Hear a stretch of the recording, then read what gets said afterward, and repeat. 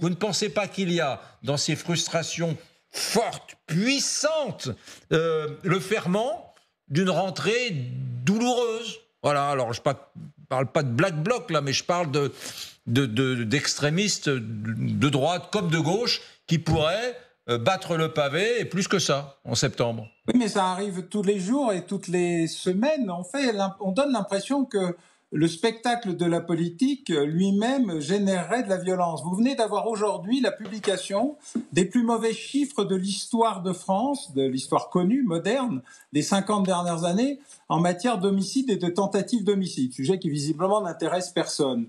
Vous avez aujourd'hui une liste impressionnante de faits divers qui inspirent l'attaque d'un policier, des agressions diverses, un incendie criminel organisé, semble-t-il, par des trafiquants de stupéfiants ayant fait plusieurs morts, dont des enfants, sujet qui ne vous passionne absolument pas. La structuration de la violence en France est celle du quotidien, pas celle de l'événement, de la popole. Et c'est la négation de ce quotidien qui crée une immense frustration. Vous avez eu, au cours des 4 dernières années, je parle de l'épisode Covid à part, qui est un épisode de frustration lié à une gestion plus ou moins efficace de la pandémie, eu une génération de gilets jaunes qui n'est toujours pas terminée et qui n'a toujours pas été digérée. Une génération de Black Blocs qui est là depuis des dizaines d'années, qui se réveille régulièrement avec une orientation politique très forte.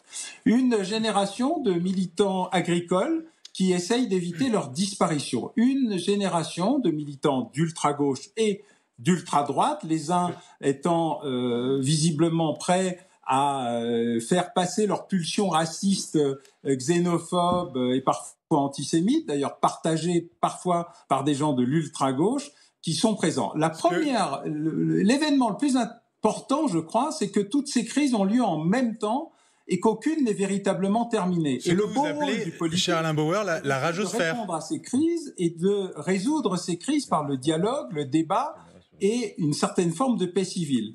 Nous sommes dans une situation où, effectivement, il y a beaucoup de tensions et beaucoup de pulsions et beaucoup de pressions, mais elles ne sont pas liées à l'élection législative. Antoine Oberdorf. Parce qu'effectivement, j'ai déjà eu l'occasion d'en parler dans les colonnes de l'opinion avec Alain Bauer.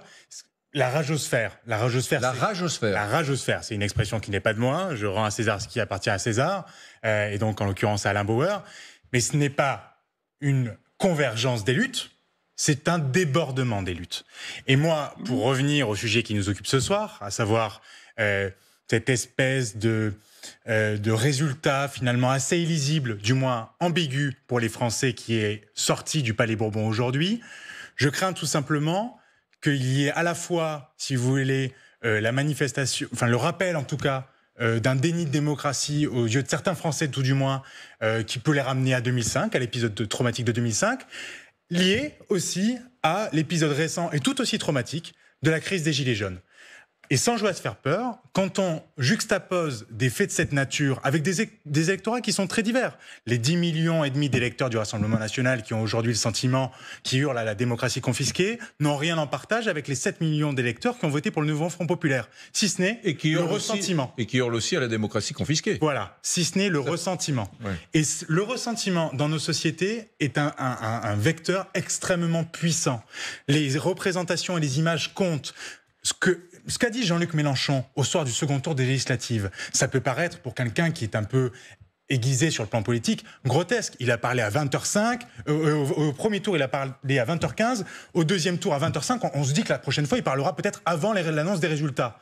Mais la vérité, c'est que pour un certain nombre d'électeurs qui se sont investis comme jamais dans ce scrutin, puisqu'on s'était félicité du taux de participation, l'image rétinienne, elle est ancrée dans leur cerveau, dans leur tête. Donc forcément, après, le ressentiment n'en est que plus fort. Et on se demande si lorsque Marine Le Pen parle effectivement d'une victoire qui serait retardée pour elle et ses lieutenants, si elle n'a pas raison quelque part. Oui, mais c'est le Laurent Malval. Tout à l'heure, vous avez fait une métaphore footballistique en disant justement il y a hors-jeu. Moi, je pense que tous ces électeurs du Rassemblement national et du Nouveau Front populaire, ils n'ont pas l'impression que leur vote, en tout cas, ils y ont cru puisqu'ils se sont rendus massivement aux urnes. Et là, je pense que ce soir, ils ont l'impression qu'Emmanuel Macron est parti avec le ballon et qu'il a sifflé la fin du match alors que c'était pas terminé.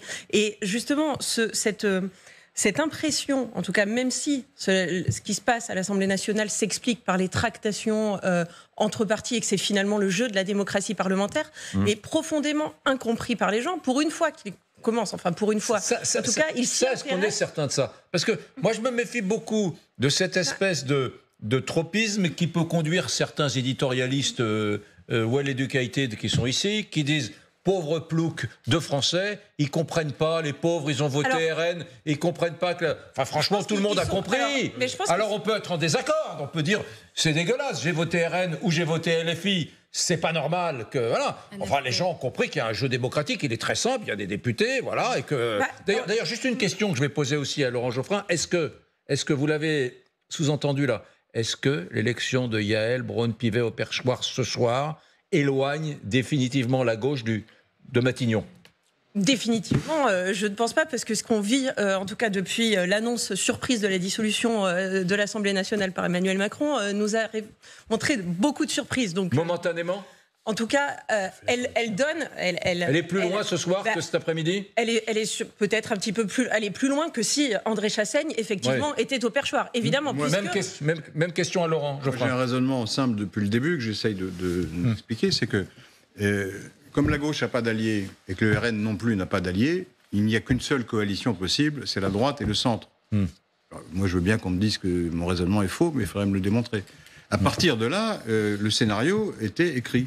À mon avis, il était écrit. C'est-à-dire, on attend un peu, on attend l'élection à la présidence de l'Assemblée et on essaye de rassembler une majorité crédible à l'occasion de cette élection. Ce qui vient de se produire. Et maintenant, cette majorité, même très, très, comment dire, étroite, existant, eh bien, on va essayer de la faire vivre pour la suite. Et donc, trouver un modus vivendi entre Wauquiez et la Macronie, enfin l'ex-Macronie, parce qu'il n'y a plus de Macronie maintenant. C'est le centre, le centre qui est autonome. Répondez clairement à la question que j'ai posée à l'instant à Aurore. Est-ce que oui, bien sûr. Ça éloigne? Je pense que le scénario, enfin c'était ma réponse, que le scénario dont je parle va se réaliser. Donc la gauche ne sera pas au pouvoir. Et on remercie alors qu'elle aurait pu l'être si elle avait mieux joué le coup. Elle aurait pu. Donc ça veut dire que... C'est dingue ce que vous dites, parce que franchement, ça veut dire que le machiavélisme de la France Insoumise et de Jean-Luc Mélenchon a été diablement efficace et que... Vous savez, quand on veut casser de la porcelaine dans un magasin, c'est pas compliqué, il suffit de jeter les trucs par terre. Oui, mais Eric, c'est trop facile. C'est trop facile ça, parce qu'on est tous prisonniers d'une chose. On est tous prisonniers d'une chose, c'est la culture 5e République, la culture présidentielle. C'est trop facile, moi j'ai rien dit. Prenez-vous-en Laurent Geoffrin. Je vais m'en de ce pas, pas moi. Parce que le grand point d'interrogation, et on a souvent l'occasion d'en débattre avec Laurent Geoffrin, c'est pourquoi le Parti socialiste ne décroche pas de la France Insoumise. Pourquoi il ne l'a pas fait là? À cause du mode de scrutin. Il ne l'a pas fait hier au temps de la NUPES. Mais parce que il n'aurait pas dû faire la NUPES au départ. Étant rivé vers l'échéance présidentielle, comme tout parti de gouvernement, le Parti socialiste est rivé vers l'élection présidentielle. Ils n'ont pas envie de laisser le monopole de la gauche authentique, de la gauche véritable, à Jean-Luc Mélenchon. Raison pour laquelle Olivier Faure, depuis 7 ans qu'il est arrivé au PS, s'efforce de tirer de toutes ses forces à gauche le Parti socialiste. Et que vous dit Olivier Faure? Mais si... on va à la soupe avec les macronistes d'une manière ou d'une autre, même au nom du sens, non mais même au nom du sens des responsabilités. On laisse à Mélenchon un boulevard. Mais c'est pas qu'à cause. Si vous débauchez si je peux me permettre, vous parlez du Parti socialiste et que moi ça a été un des motifs de désaccord que j'ai pu avoir au moment de la création du NFP. Je pense qu'en effet, il faut s'extraire de cette tétanie, mais qui est une tétanie, c'est une servitude volontaire d'une certaine manière. C'est une tétanie intégrée par les socialistes, alors que la campagne, notamment des européennes, avait mis, si j'ose dire, le pied dans la porte pour retrouver une forme d'oxygène et de respiration. Et d'ailleurs, Olivier Faure le reconnaît, c'est pas un secret. S'il n'y avait pas eu... Faut s'extraire de ce... Qu'est-ce que vous voulez dire? La tétanie, c'est la peur... La peur de Mélenchon. La peur de Mélenchon, voilà. Et d'ailleurs, c'était tellement vrai que... Ça veut dire qu'il faut casser avec Mélenchon. Olivier Faure l'avait dit, s'il n'y avait pas eu la dissolution, au lendemain de l'élection européenne, l'objectif assumé était de construire une autre coalition. Il l'avait annoncé lui-même, avec les communistes, les écologistes et les insoumis, c'est-à-dire François Ruffin, Clémentine Autain. J'ai une question à vous poser là-dessus. Sortir de cette, je ne sais pas comment le qualifier, de cet aspirateur vers le bas qui fait que tout le monde a éprouvé pendant la campagne. Et tous ceux qui ont été élus, qui ont survécu, et ceux qui ont malheureusement sont tombés au champ d'honneur de cette élection, ils ont dit, dès que Mélenchon parlait à la télé, il y avait un effet... Mais Jérôme Gage, ils ont peur. Non, mais la réalité, juste un mot, ils ont peur. Ils ont peur. Mais Jean-Luc Mélenchon. Des gens ou des socialistes?